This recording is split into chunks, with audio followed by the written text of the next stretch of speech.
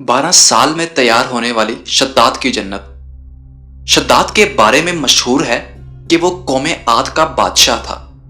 اسی قوم کی طرف حضرت ہود علیہ السلام کو بھیجا گیا تھا۔ اللہ تعالیٰ نے اس قوم کو غیر معمولی قد و قامت اور قوت عطا فرمائی تھی۔ ان میں ہر شخص کا قد کم از کم 12 گز ہوتا تھا۔ طاقت کا یہ حال تھا، بڑے سے بڑا پتھر جس کو کئی آدمی مل کر بھی نہ اٹھا سکیں، ان کا ایک آدمی ایک ہاتھ سے اٹھا کر پھینک دیتا تھا۔ یہ لوگ طاقت و قوت کے بل بوتے پر پورے یمن پر قابض ہو گئے۔ 2 بادشاہ خاص طور پر ان میں بہت جاہ جلال والے تھے۔ وہ دونوں بھائی تھے۔ ایک کا نام شدید تھا جو کہ بڑا تھا، دوسرے کا نام شداد تھا جو اس کے بعد تخت نشین ہوا۔ یہ دونوں وسیع علاقے پر قابض ہو گئے اور بے شمار لشکر و خزانے انہوں نے جمع کر لیے تھے۔ شداد نے اپنے بھائی شدید کے بعد سلطنت کی رونق و کمال کو عروج تک پہنچایا۔ دنیا کے کئی بادشاہ اس کے باج گزار تھے۔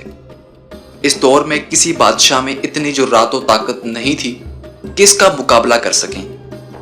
اس تسلط اور غلبے نے اس کو اتنا مغرور و متکبر کر دیا کہ اس نے خدائی کا دعویٰ کر دیا۔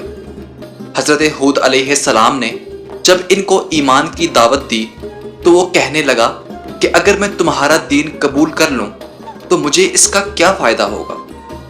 حضرت ہود علیہ السلام نے فرمایا کہ اس کے عوض اللہ تعالیٰ تجھے بہشت میں جگہ عطا فرمائیں گے اور تجھ پر اپنا فضل و کرم اور رحمت فرمائیں گے، اور اس طرح کی بہت سی اچھی باتیں جو آخرت میں اس کے واسطے نجات کا سبب بن سکتی تھیں۔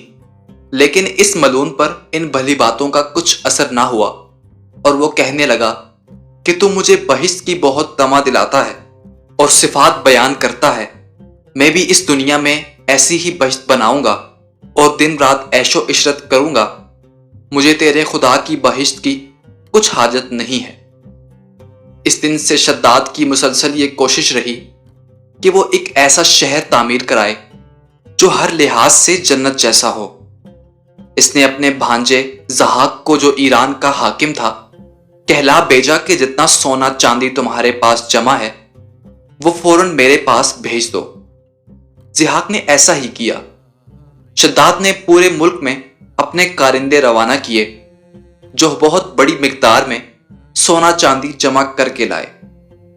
شداد نے جنت بنانے کے لیے ملک شام میں ایک صحت افزا مقام کا انتخاب کیا اور ماہر معماروں کے ذریعے وہاں ایک مضبوط اور مستحکم فصیل تعمیر کرائی، جس کے اندر سونے اور چاندی کے محل تعمیر کروائے گئے اور اس کی دیواروں کو قیمتی جواہر سے سجایا گیا۔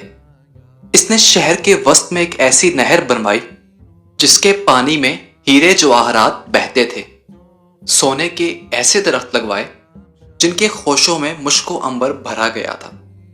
جب ہوا چلتی تھی تو مشک و عنبر کی خوشبو پورے شہر میں پھیل جاتی تھی۔ بیان کیا جاتا ہے کہ شداد نے محل کے چاروں طرف سونے کی اینٹوں سے 12,000 کمرے تعمیر کروائے اور ہر کمرے کو یاقوت اور ہیرے جواہرات سے مزین کر دیا، اور اطراف و جوانب سے خوبصورت اور جوان عورتوں کو وہاں لایا گیا۔ یہ عظیم الشان جنت نما شہر 300 یا 400 برس میں مکمل ہوا۔ کہا جاتا ہے کہ شداد کی عمر 900 برس تھی۔ جنت مکمل ہونے کے بعد شداد کو اس کی تکمیل کی اطلاع دی گئی۔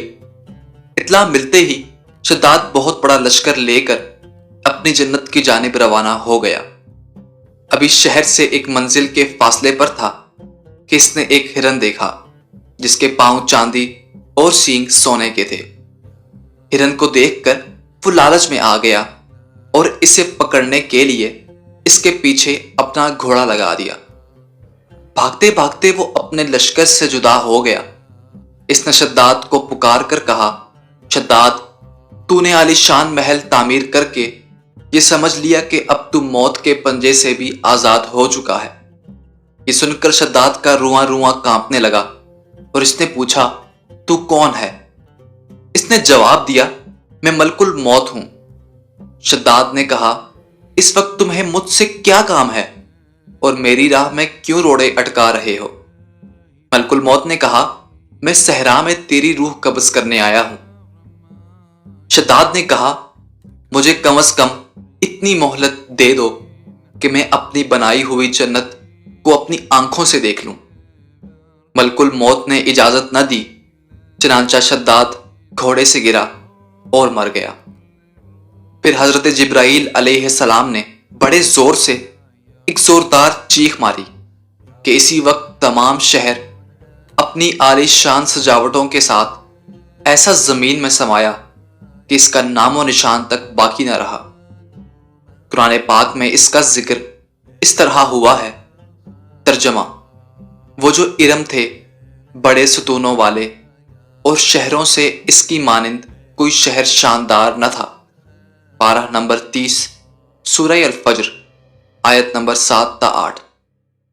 شداد اور اس کی جنت کا انجام معتبر تفسیروں میں لکھا ہے کہ بادشاہ اور اس کے لشکر کے ہلاک ہو جانے کے بعد وہ شہر بھی لوگوں کی نگاہوں سے اوجھل کر دیا گیا، مگر کبھی کبھی رات کے وقت عدن اور اس کے ارد گرد کے لوگوں کو اس کی کچھ روشنی اور جھلک نظر آ جاتی ہے کہ روشنی اس شہر کی دیواروں کی ہے۔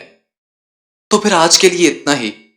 امید ہے آپ کو آج کی ویڈیو پسند آئی ہوگی۔